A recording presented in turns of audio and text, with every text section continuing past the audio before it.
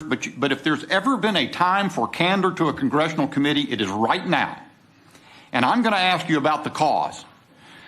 You've continued to, your written testimony, I'm sure that's substantially prepared or revised in Washington, starts off, evolving global and regional events continue to produce challenging conditions and trends along the southwestern border. You trace the beginning of the fantastic climb in illegal immigration across the border to COVID. I heard you say earlier today, changing conditions. Chief, in fiscal year 2020, the policy was detain and remove. The entire objective was to avoid releasing any illegal immigrant for any reason. In 2021, Secretary Mayorkas, the new administration, gutted all of those policies. MPP, safe third countries, family detention, asylum bars, T-42 for minors, etc. Record numbers resulted. Record numbers followed. Let me say that, because I'm going to ask you whether it was result or cause. Be it parole, NTA, NTR, etc. Illegals are apprehended by Border Patrol but allowed to remain non-detained in the U.S. Now, I want some candor, Chief.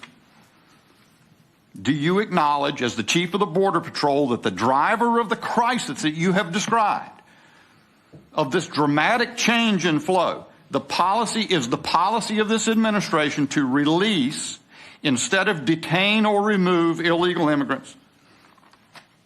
That's my question.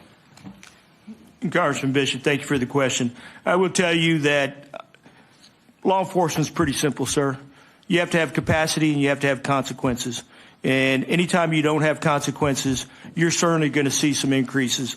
And we continue to try and repatriate individuals back to countries that we can repatriate. But it's been a challenge for us, because what we saw this past year were individuals from Cuba, individuals from Haiti, individuals from Nicaragua, where we have a difficult time repatriating. It's not my responsibility. I work closely with my ICE partners to make sure that we're able to expel or, return individuals back to their host countries. But it has been a significant challenge for us, and I do think that has been a driver of some of the increases that we have seen. So you've attenuated that a little bit, Chief. I appreciate, again, I think you've been candid in that answer. But you've attenuated it. It's a driver of some of the increases. Sir, we're all familiar with this chart. I mean, we see it in our sleep, right? I came into Congress down here in fiscal year 2020. And I visited as soon as I came down to the border then, and I saw the empty port of entry station where nobody was in there flooded. You'd seen the films for back in May. And here's where we are now, sir.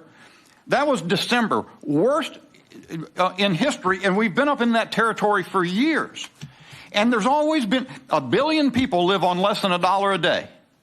Poor, as Chairman Green said. The cause is the change in policy. Is it not, sir? Will you be candid enough to be unequivocal and clear that that has driven the change? I will tell you, sir, that when I was the deputy chief and the acting chief down here in 2014, a lot of people described what was happening here in South Texas as a humanitarian crisis, a border crisis. And I was very candid, and I said that I think we have a bit of a policy crisis. And I still hold true that we have some policies in place where we need to ensure that the men and women out there patrolling the border, investigating these criminal cartels, are actually allowed to do their job each and every day.